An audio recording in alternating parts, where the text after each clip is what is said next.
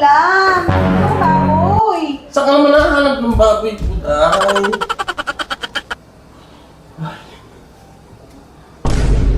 Diyos ko, Lord. Binigyan niyo ako ng mabeberot na ako sa'yo, Puday. Alam ko yun. Nabubusit na ako sa'yo. Mami! Mami! Ano ang ulam? Mami! Hindi ba nakakita, Puday? Niluluto ko pechay. Ayoko yan, Mami! Hindi masarap yan! Ayoko yan! Gusto ko baboy! Saan naman tayo ko, Puday, ng baboy? Saan tayo ko ng baboy? Ayoko yan! Hindi masarap yan! Anong lasa yan? Pechay na binigay ni Ernesto.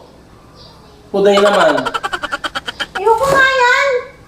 Kung ano lang yung nakayanan natin, yun lang ang kayo pwede nyo kainin. Hindi na kayo namimili, Puday. Eh, payless na lang! Ayoko yan! Puday naman eh. Sinabing pechay lang ang ano natin eh. Hindi nga masarap yan! Ay, Puday ah. Ako ilubay-lubayan ba? Yan na lang kaya ng budget. Bumili ka sa sardinas doon. Sa kapitbahay. Sige na. Ayoko nga! Bumili ka sa sardinas sa kapitbahay. Pagkabili mo sa sardinas, Puday, bumili ka na rin ng bawang. Dahil kulang yung bawang na yan eh. Nasa pera? Eh, malamang lang sa bag! Abay, di ako maroon! Ikaw na kumuha, hindi ko alam! Diyos mo, si Puday. Matanda mo na, Puday, wala ka pang alam. Ay, bata ka, maungang sumayo sa'yo.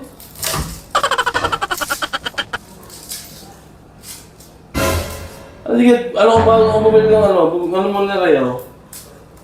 Bata mo ni Pawang? Ikaw na!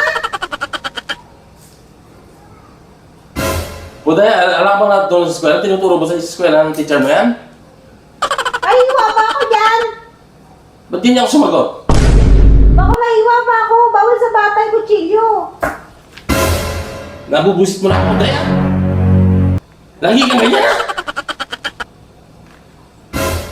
Napakatamad mo alam ng gawain bahay ah! Sobrang Puday ah! O pag-iiwain mo, mahiwa pa ako dyan! Umiiyak yung kapatid mo, pupuntahan mo ha! Wala ka nang alam mong gawin. Alam mo, cellphone. Manood ng pros and pros na yan. Ano nga yan sa buhay mo dyan? Matututo ka ba dyan? Oo! Isang sagot mo pa, Puday. Isang sagot mo pa. Ihimangit yung gisingit mo. Mami!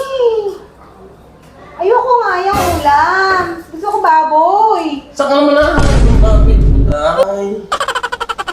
Alam nga tayong pera. Baboy nga gusto ko eh! Eh sige, gusto mo? Alin? Eh? Puday, kung ano lang yung binigay sa atin ng Panginoon, yun lang pwede nyo kainin. Yun lang din ang pwede natin kainin.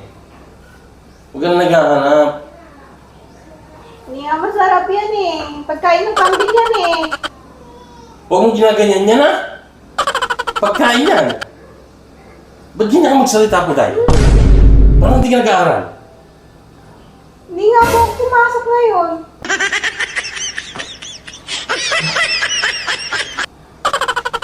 Diyos ko, Lord. Binigyan niyo ako ng mabeberot na ako sa'yo, Puday. Alam ko yun.